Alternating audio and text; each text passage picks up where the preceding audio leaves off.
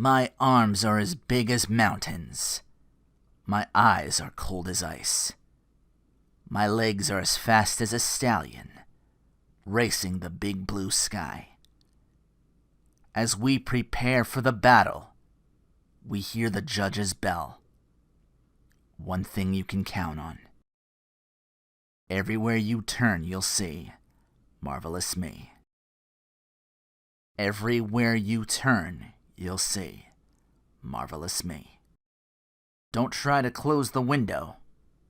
Don't try to find an open door. Better take another passage. You're never gonna win this war. One thing you can count on. Everywhere you turn, you'll see Marvelous Me.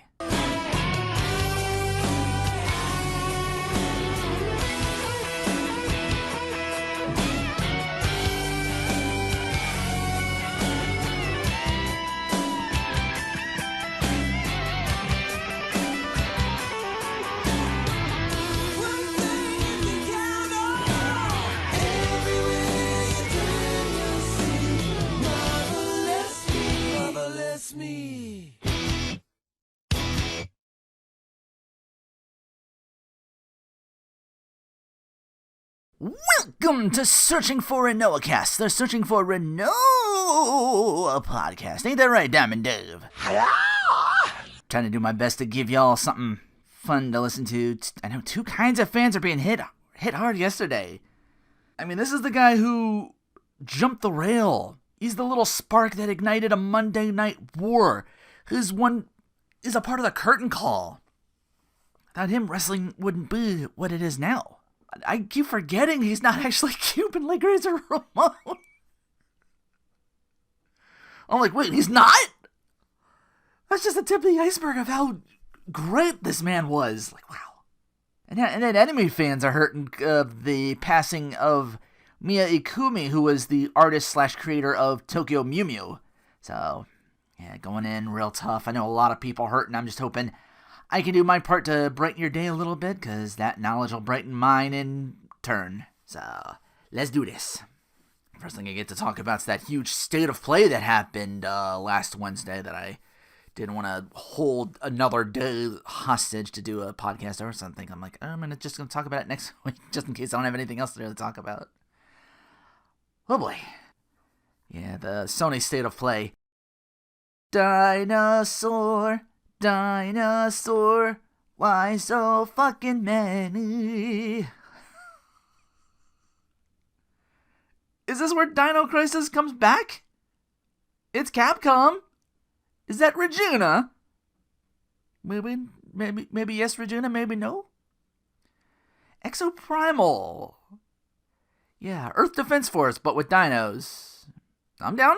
I don't know if you make it too well, then you kill the frame rate with that much dinosaurs. I don't know. I've only ever played they're on sale, but they're still kind of really expensive. There was one that was I still only have, as far as EDF, I think it's 4.1 or something like that. And the shmup, where you're just the wing diver. Wing diver the shooter, I think it's called. Still hoping that game does well for Capcom. Fortnite, but with Gundam? Can people play as, Domon or Master Asian, just kind of melee the shit at everybody? Just that's what I want at the end of the day, just be like the melee character and bring fists to a gunfight, but it's Domon Kashu and Master Asian. So and then they get together, they do the Launch Me Domon. Forspoken looked neat, but it's a PS5 only, so I'm out of that for the time being. Ninja Turtles collection, did a short video hyping that up and confirming for myself and others that, 13 in all 80s era Ninja Turtles games. Shredder's Revenge will make it 14. Again, I don't know if they're coming out same time, package deal sort of thing. It's get people on sale and just boom, whole thing. 4-player kaiju top-down fighter in Gigabash coming later this year. A JoJo fighting game I managed to easily plat in hours.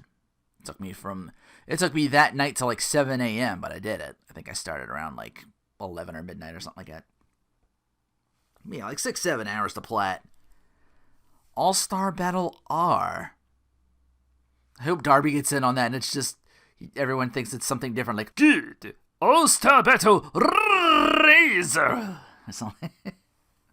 Your next line is, does the R stand for rollback? To you! Does the R stand for rollback? What the fuck? Trek to Yomi looked interesting. Black and white samurai with what looks like it'll be a Metroidvania type game. Could be my jam, could not be my jam, who knows. Returnal getting co-op, so now 2 people are going to get on that. It's, in case it's going to drag somebody through that one. Who's ready for more Square Enix games? Tactical RPG meets the active time battle gimmick in the Diofield Chronicle, coming this year. Something more up my alley than action RPG, Valkyrie Elysium, also this year. Wow. Swear to God, modern Square Enix is like trying to compete with itself like it's SNK in the 90s for fighting games. Overall, a short but very solid state of play. I'm like, ooh, a lot of stuff I would, a lot of neat stuff coming out. A few I would actually check out, like that Elysium, very Yoko Taro action core. Cowabunga Collection for definite. I imagine that'll have like rewind or load state, so I can cross TMNT 1 for the NES off my bucket list. Games I have not beaten from start to finish. You people I see having trouble and anxiety with just showing the coral or whatever, like seaweed maze in level 2 with the bombs. I'm like, I was once like you as a kid. But then level 4 became my stopgap. I know level 3 you get the missiles to blow up the barricades. And you fight Mecha Turtle, and then I think you need ropes for 4, but I'm like, oh, where are they? Now what? All these sewers make a circle. And then, of course, you got the jumps where you gotta be, like, in this sewer, and it's like, oh, turtles can't swim for some reason? Yeah, you hit that water, psh, out you go. You gotta start the whole thing over again. It's like, fuck. That's the thing I would like, okay, rewind or load state before I make these jumps, you know what I mean? That sort of thing. That's why Castlevania 2 was, like, so long, not even accomplishable for me. Anyways, what was your favorite game in that state of play? What are you most looking forward to? Again, for me, it's the Cowabunga Collection. Just because I'm retro like that. Couple of games I did play on my own and recognize I played the absolute hell out of NES arcade game. I owned that. I wish I owned the third game for Ninja Turtles. They threw it just about everybody in that one. Like even like one-shot characters like Ground Chuck and Dirtbag for one episode. And then, of course, the Super Nintendo stuff. That's the real goats, like I mentioned. That's the state of play. As far as what am I playing now? Started up Hat in Time. Really loving my time with it. I like the whole mechanic of the dashing leap, and then you hit the jump button on the ground to just cancel it. It's like, oh, I can dive again. I've already found like the rhythm for it to just like get through levels as quick as possible when I'm not needing the sprint hat. I'm like, that might be a little too much. And then I upgraded it to get like a scooter. Every once in a while, Hat Girl will do something adorable, and I'll just be like, oh! Like I go to the shop and she'll be like, bye. And I'm like, ooh, can I get that again? No. It's like a photographer, like a rare shot of the deer. It's like, oh, look how close it is. I gotta capture it for posterity. That's what my brain's thinking right now. It's just like, you're not gonna do it again, are you? I know there's like the big voice, all the voices. There's like a YouTube clip. She does the, one of them is the Crash Bandicoot. Whoa, whoa, whoa. I like the conductor with his incessant rolling R's. Murder. I lost it. I like the little ship complete with a ball pit of pillows or whatever. Is that Anfish from Team 4 Stars, DJ Grooves? I like the hats, but I wish I could pick how they look instead of just random slots, but I get it. They feel like, those tough levels in, not Superstar, Super Mario Sunshine, where you don't have, like, the flood to, like, platform around, but she's better at platforming than mine. It's not as pain in the ass. Because you can do like I didn't make this jump, you kind of run across, you kind of scramble up there to get on top and just like, oh, okay. Save you a lot of missed time jumps and like heartache for that one. So long as you almost get there. But yeah. That's such a good gimmick for platformers. Everyone should steal the shit out of it. Everyone put respect on that girl's name.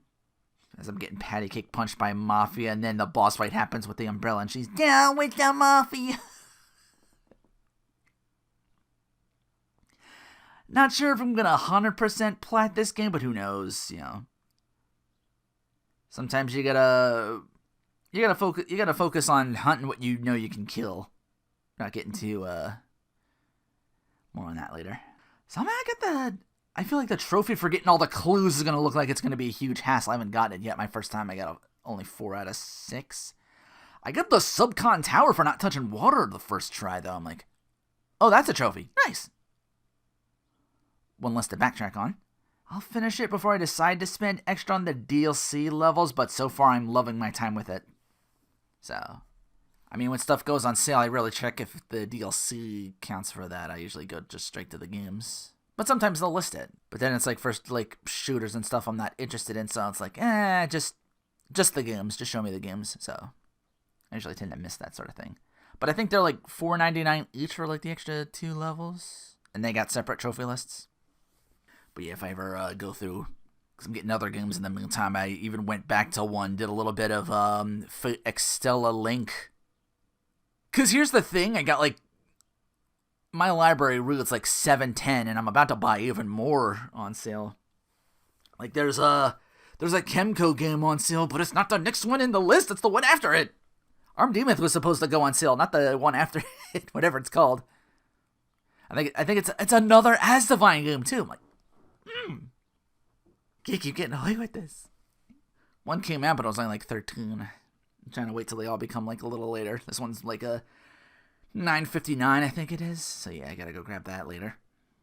But when I wasn't doing those games, I spent a good hour plus getting my ass handed to me by Stranger Paradise demo. I like you can equip and level up jobs on the fly with the weapons you get.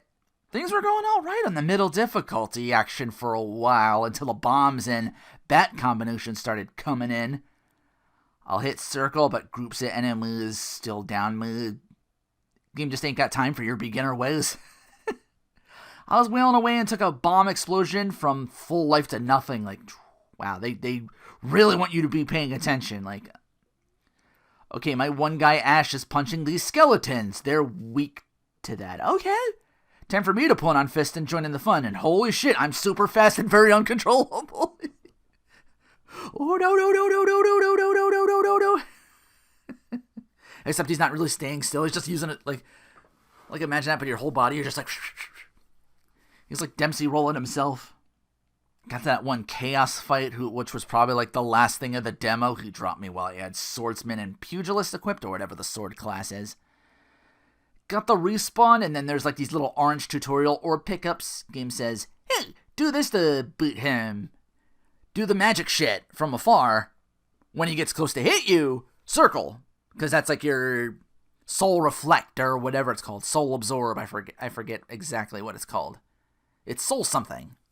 But you like time the block, and it's like, oh, you get MP back this way. By then, I was already like 20 deaths in, probably. And I was just like, getting angry. So yeah, I'm like, alright, that's the demo.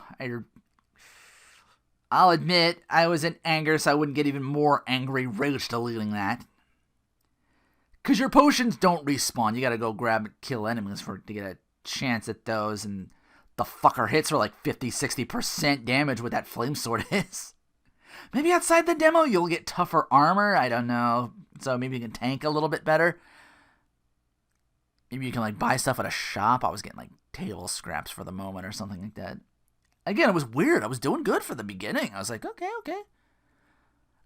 They gave me the option to switch to difficulties, but I was like, at the time I was like, no, I really want to finish it here. But then I got to him, and then already I was like just in my rage. I'm like, all right, I'm upset. I'm not gonna get angry and have to spend another $80 on a controller because in my rage. Streets of Rage 4 don't get hit trophy. Motherfuckers. Try to do it for stage 1. Someone almost always gets a cheap shot in, even before I even touch boss or even like the mid boss. I think one time I got to maybe like just before the mid boss, and then I get like those guys with their hands in the pockets always like get a little nick there here or there, and I'm just like, shit. Yeah, you gotta do a whole level untouched. I also tried the subway train one, like level 7, level 8, but I'm like, oh, right. The boss is, what's her name? With the grenades and the party and summoning more cops. I'm like, oh, now what? I was trying to think. I got the new, like, Max Thunder. He does, like, that big, that double axe handle, and then there's, like, lightning surges. It does, like, a shit ton of damage to bosses. It shredded, like, boss 1's health when I tried it with him. I was just like, all right, let me play this out and see how it goes. Just doing him for, like, to unlock everything. The best I can, just unlock the trophies of like, oh, I played this character all the way through. I think that was part of the DLC trophies. Do it with those characters. Then take them all into the little training mode, the nightmare mode, and all that stuff. Most of that's just like a grind. It's like anybody can probably get that 100% that, the DLC anyway. And I'm also going to be, I'm missing that. I'm also going to be missing like the S ranking everything. I'm like, I'm okay with Shiva or Max or whatever, but it's always level 3 with like the pits and everything. It's like, do I need to kill them that quickly? Probably need to do more combos and shit. And not get effed over by Nora with the Super Saiyan Galcius. But I can respect the time I put into Stranger of Paradise. My only real gripes are, one, I can see you spending a lot more time in menus looking around trying to find like the perfect combination. You know, you get a little... I see people getting a little nitpicky and like getting like married to the menus, kind of spending all their time there. It's like, okay, switch to this. Give me this outfit. It does keep the outfits you set on, thank God. If I had to respec, I would have claimed this demo like, no, not for me. That would have been, oh God, could you imagine? It undid like all your progress for that class. Like, oh, I can triangle or L2 to, it's like, oh, all the stuff I had on for this character. Great! If you're going to give me a secondary option to climb up and down your ladders faster, why not make that the default option? Who knows, maybe that's in full game, you can just turn that on. It's just like, you know, like how walk and run is always a thing, and like Chrono Trigger, that could be that's my really only gripe. The other one's kind of like spending time in menus, but at least they like, okay, you got the stuff you had on for that class. It's like, okay, I'm not spending as much time as I could have been. I don't want to believe that internet majority that says, oh, it's like Dark Souls. I mean, I got my ass kicked like it would be a Dark Souls game, but I feel pros in those games will not have as much trouble with this due to the amount of options you have. Like the circle absorbing spells and enemy attacks so you can use them temporarily. My fave is the feeding the bombs a taste of their own medicine and cause them to explode if you absorb their like fire spell. But if you get too close, I think it's like, that's the flame breath. It's a game that rewards changing shit up, and online multiplayer is really going to help this game out by giving you more animal points so you can level up your job classes faster. Loving the skill trees. I love a good skill tree. Go all the way down. It later gives way to like, oh, master this and this, and you'll get the usual FF1 classes we all know and love. Fighter, monk, thief, red mage, white mage, black mage. I assume once you master those, because everything's a rule of 3, now here's skill trees to level up to, you know, what the rat's tail for Bahamut that gives you. So now it's, okay, knight, master, ninja, and going from mage to wizard. Then you can probably nuke your way through or something like that. So maybe it's only bullshit in the beginning. Maybe you can New Game Plus and just like murder everything, who knows? Like maybe if I have a fast class with like gun or something like that, that's what I probably would have done with Chaos and just kept away. That would have been too boring. So despite me backing out from fully finishing that demo, I'm hype and might get that when it goes on sale. Said game and a few others are indeed coming soon. Coming soon. Coming soon. Coming soon. Coming soon. Let's see if that new game in Phantom Breaker Omnia can hold up to the upcoming re-release of Persona 4 Arena Ultimax on the 17th, now with rollback. Bullshit. Alright, you'll probably take some of that attention away when you drop literally the day after. Square Enix flopper flying high. You never can tell sometimes. At Platinum Game, I think Babylon's Fall just got forgotten, but Triangle Strategy, the Piss Come Wars, he called it or whatever. And then that got good review scores, and then he drops that because the game kind of forces you into like certain situations. Yeah, I can see that being a turnoff for some people. Some people like it, but I don't know. Can Strangers Within be hampered like 15 or remembered fondly like FF7 Remake? It's memed to hell and back, so it'll be remembered for that at least, but I feel like this might be Square Enix's revengeance, where it kind of lingers for a while, like, oh, maybe they'll get like some like really huge banger themes or something like that. You know, that one meme of like, Rules of Nature goes with everything. Like, maybe it'll be I imagine if Blue Dragon came out in like that period, that would have gotten memed, like Eternity goes with everything. You know, because there was like the Giles theme, and then I think like Don't Lose Your Way from Kill la Kill got that treatment. I haven't seen any new themes from that for a while, but who knows. But yeah, that's something Casey will probably stream the hell out of from start to finish. He's going to get that game for sure. Anyways, with all that out of the way, The Adventures of Platinum Hunting. Pow, glass shatter.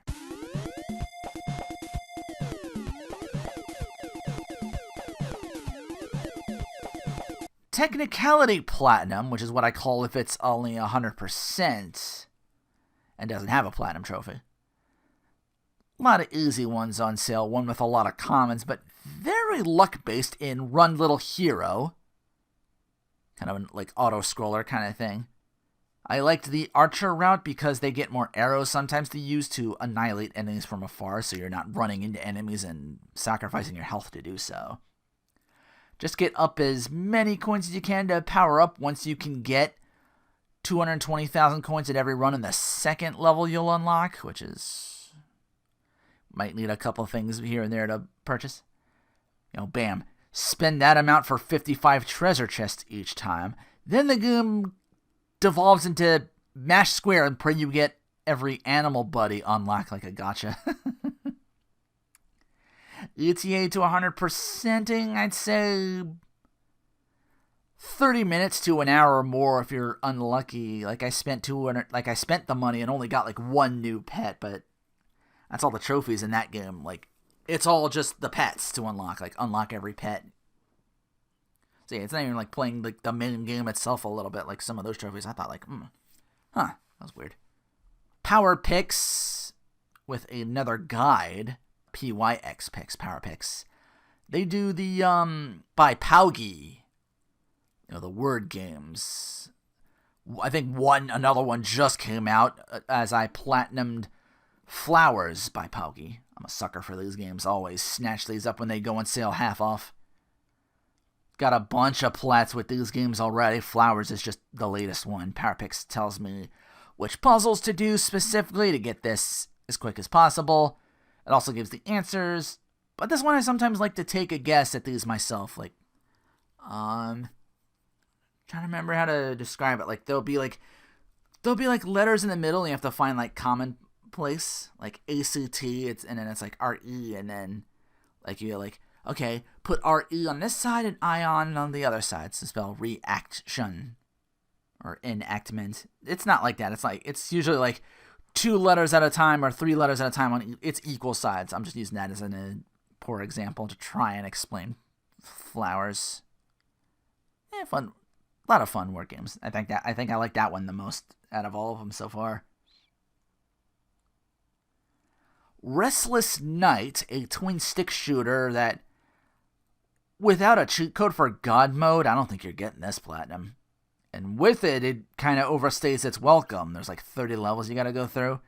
But if you got an hour and a half to kill, you can get a cheap and easy platinum. It's on sale now.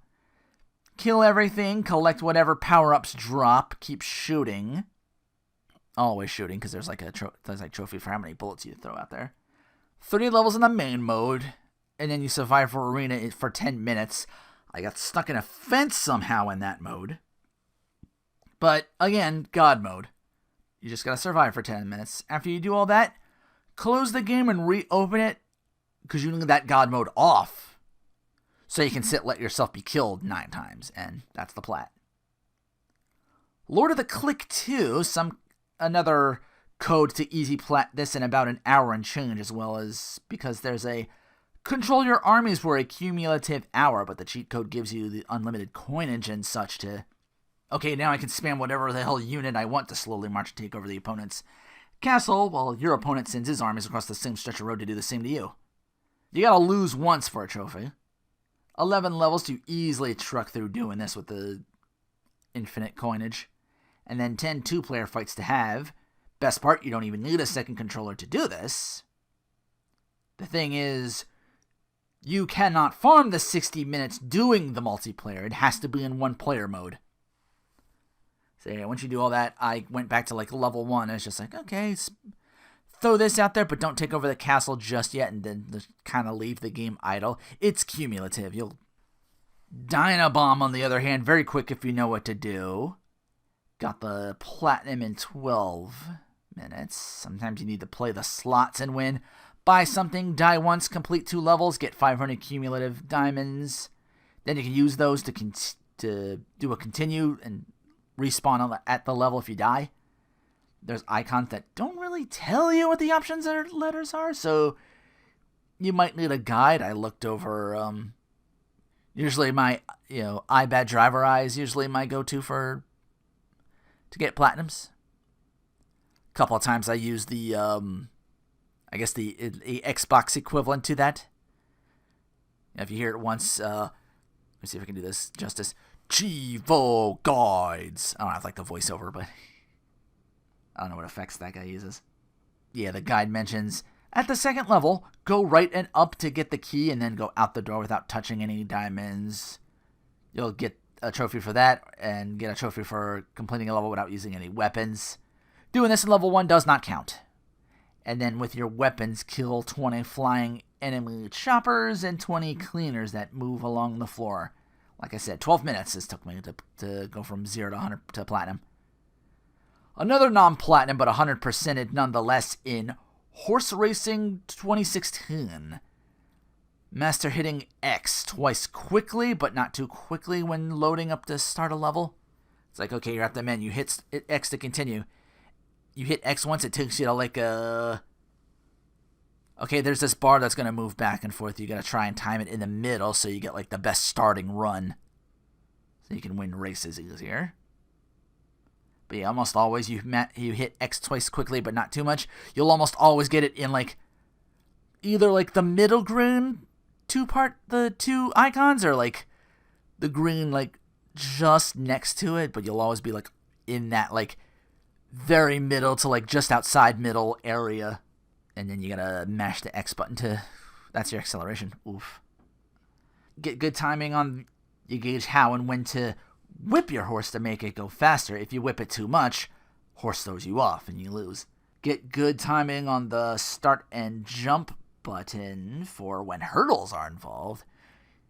You don't need all first place wins. As long as you place in the top 3, you're gonna be okay. Just do your thumb a favor and take breaks from mashing the shit out of X for your horse to even run.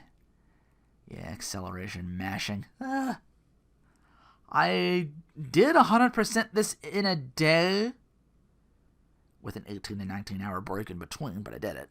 And my current PSN status is Platinum Trophies 371, level 687, 50%, so I guess 1 or 2 more platinums, I'm going on 688 or maybe 689, who knows, depending on how much Anyway, yeah, sorry, I don't know if you can hear it in the background, let's turn it off real quick. I just had to look over that because I keep forgetting to write that shit down. But it's time for another Tales of Roleplay.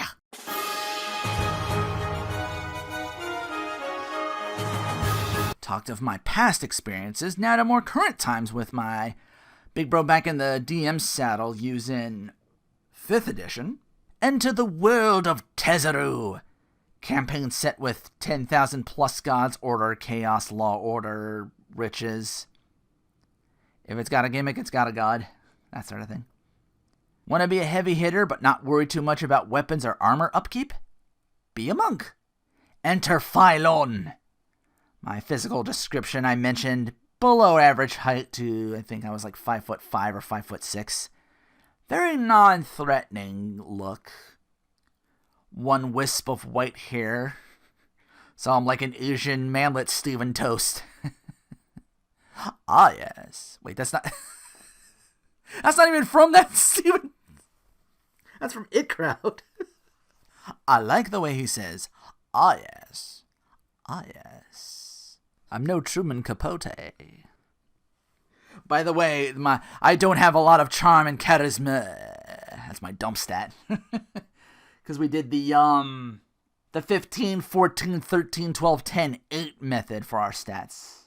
Any pluses come our way due to race and profession. I don't know if it's just a monk thing, but I can actually use my best stat in dexterity to determine my attacks rather than strength. But yeah, a monk alongside my brother's kid, so now 2 generations are D&D'ing it up. Anyway, campaign starts up simple enough. Someone comes up to us with a red scarf and asks, "You guys like money?" 3 days to get this thing done, our quest. Which turns out the other members of our party were asked the same question by other people, but with still the same red scarf.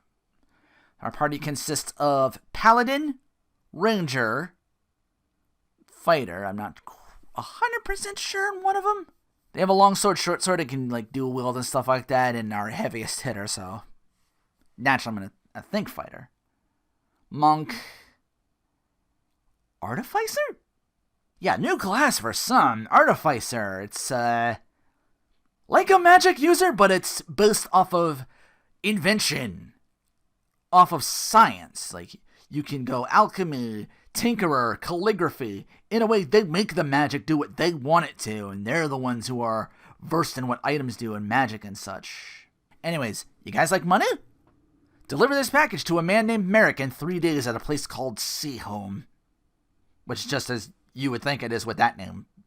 Boats, fishermen, selling fish at the wharf. Our journey has us do some town crawling, just getting information. I don't know if we did that. I forget if we did that here or at Sea Home, but the biggest one right now for me was there's talk of strange violet lights in the sky. You know, like you're like town rumors or something like that. Just walking around town over here and keeping your eyes and ears open. After that, we make to our destination. Our first fight, we get attacked by some bandits while we make camp for the night. Easily brush them aside. Make it to town. Spot a jumper. We unfortunately don't make it in time. I think we either spotted or the jumper was like in mid-fall or somebody else cries out. It's like, oh no. Either way, we see that it was someone wearing the same red scarf the man who set us out on this quest. Oh, right, we had a guide to help us to make sure we get to Sea Home, and it's like, oh, I don't recognize... It's like, so this is Sea Home. That temple's new. I don't recognize that. Confirming for us, oh, that jumper was the guy we were supposed to meet. Shit. Well, we gotta figure out what we're gonna do now. We head to the inn and hear screams below our room. Come access to these tiny metal spiders spinning these like metal thin webs and capturing people. They're small, so they go down to like 1 hit. They must have been like a D4 at best. But there's a lot of them. Still, the day is saved. One a girl I rescued named Nala, and told her to, oh, you're safe. Go hide. We'll take care of everything here. Another saved we freed from the web was getting jolted from the web and described as acted like someone who you put them on loop for 5 seconds and it's like, ow, ow, bzz, ow, ow, bzz, ow, ow. Ooh, any more of that's probably going to be permanent. So we got to pull him out the webs and make sure he's okay, make sure he comes out of it. Now, Artificer figured we could study these spiders to see how they tick, but they all flickered away to nothingness once we smash them. More pondering. What's this package we're supposed to deliver?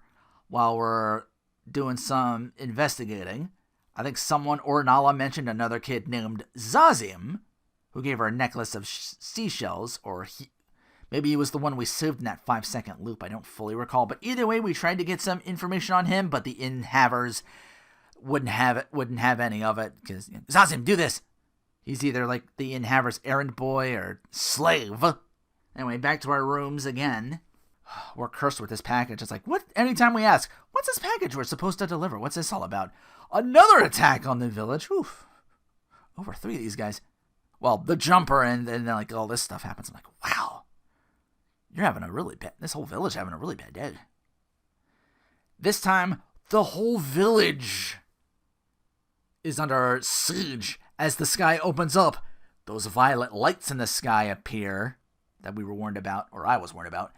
Out comes these weird mollusk people on weird machines, all metal legs, so they can walk and run and start carrying people off. Mollusculous was my term for them, and I could barely say that, so I only got They had these 2 big ones that are on these still like mollusk golem crab AT walkers. We don't do as well against these. I get downed. I'm at 0 HP. Now, 2nd edition, I mentioned when it comes to HP, if you're at 0, you're down but not out. -10 is dead. No negatives in 5e. 0 is you're down, but now we roll to see if you can get back up or death. Saving throws, D20, flat number, no modifiers. You get 3 chances to get back up at 1 inch point, or 3 fails and hand over your character sheet because you are dismissed. I roll the 1, which counts as 2 fails. Nat 20 on the next, 2 successes. Oh, DM warns me, you can in this situation guarantee a 3rd save, like you can get up right now. Guaranteed, get up, 1 HP, you're fine. If you take a penalty to your person. Yeah, this is like damage you can't, some body part you lose or can't be replaced. Rolled for that penalty to get back up. Lose an eye, so okay, I'm up. I can help my party. My character wakes up to see a mind flayer making its way through the room where my party's staying at, as the crabs are tearing up the houses apart to get to them as well. But yeah, mind flayer just floating in midair, coming through the goddamn window like he's a tentacled Peter Pan.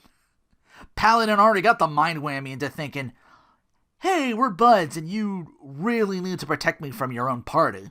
So I get up and see, oh, that's clearly the biggest threat. 2 darts coming his way from me. That's a monk's starting weapon. You're out your hands like a starting kit, like artisan tools or explorer's packs, that sort of thing. Yeah, every monk stands with like 10 darts. First D4 dart misses. I chalk it up to my character. Oh, I ain't seeing too good. What happened? Mind flare! Yeah. I do the Conan, enough talk. Though the second one, that hits. And that's when I realize, oh shit, that walker's still behind me, right behind me, just walks up, bonk on the head. I'm down again. Oh, making saving throws again. It's like, all right, back to 0. It's like, whew, let's do that again. I don't get too far with that. Another eventual party wipe as Ranger, in her last moments, opens the package. It's the solid gold cylinder. As this revelation happens, we're outside Seaholm. The guy tells us, that temple's new. I've never seen that before. Same as last time, but we remember everything that happened. No damage, no lost eye from me, but we felt the effects of what happened. I think Paladin or somebody pretty much got, literally mind flayed when the others eventually showed up and the party got all dealt with somehow. But, together, that one mind flayer, we took him down. The numbers got us, but, at the end of that session, it's like, DM was like, wow. That was he pulled the scripted boss fight, in your RPGs. It's like, oh, you weren't supposed to win this at all, and we're just gonna hand wave it and do it this way. Oh. And then you actually took you actually beat Heish in the first duel in Forbidden Memories. You weren't really supposed to do that. All right, everybody second level for next time. And that was our first session of campaign. But yeah, we're all second level now, because we downed a friggin' Mind Flayer. Those things are level 4 encounters. And that's probably one Mind Flayer to worry about, let alone several. So, what's the nature of us getting a second chance with no scratches on us, but remembering everything that happened? What's the gold cylinder about? What cool shit does a second level monk get to play with? Find out all those answers next time on Tales of Roleplay.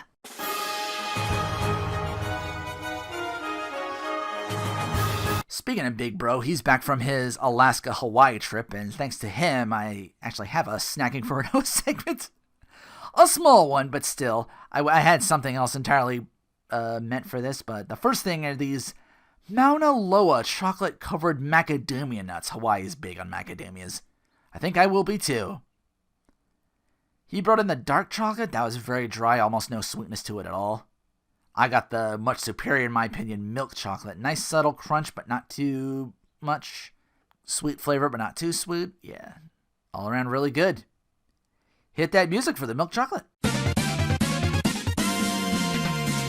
The other I experimented with is this Hawaiian Sensation chili pepper jelly, sweet and spicy. It's like, a little bit goes a long way, like wasabi. Took a bit on a cracker and then a bagel with cream cheese. First time I did it, a little burn on the tongue. I was like, okay, I know this is like wasabi. I know to use like a little bit of the jelly. And then like the other thing was like a tale of the tape, because I found more Cheetos mac and cheese, but they're in the boxes. I'm like, oh, like Kraft macaroni and cheese. Which, by the way, I think I pulled these nutrition facts. I wanted to try and do like a tale of the tape when I still had the other Kraft mac and cheese, but I kept forgetting, and a lot of them expired, and I had to throw them out. I was like, oh, I'm not making as much or eating as much as I should be. I'm like, But yeah, they're about the same calorie-wise. The thing with Cheetos mac and cheese is I wanted to get like the directions is what I really should have gotten, because Cheetos will ask for, I think, like half of the butter used for like a Kraft. I think Kraft is like 4 tablespoons or 2 spoons of butter. Cheetos is like 2. They'll ask for half a cup of milk, the Kraft. Cheetos is a fourth or a third or something like that. So like getting the same amount of this and that, but I get to have my Cheetos and make it like, I haven't done the super flaming hot. I'm a little skeptical trying to do that. I might do that as a live thing or something. I don't know, over the phone, just for like my reaction to just most likely. Because the jalapeno sometimes is too much. I like it, but ooh. And I already did the spoken word thing. I prefaced this episode with that. I had to show my love and appreciation for that. So, with that, that's going to do for this episode of the podcast. Hopefully I was able to lift some spirits out there. Hope you join me next time for more of the campaign we're doing. I got a session this weekend. Somebody else is going to be DMing my first shot at Pathfinder. I'll talk more about that once I'll try and get as much of this campaign out of the way before I get to Pathfinder. I think of like a few sessions. Maybe I'll speed it up. Maybe I'll talk it. Maybe I'll just do one at a time. Depends. I get to writing and it's just like, is this enough for an episode? I figured like with our first campaign would be enough for this. And it's like, okay. Because I got to explain how 5e works in a little bit that way, the stats and all that stuff too. But with that said, take care, and thanks for watching. In my lifetime, I've learned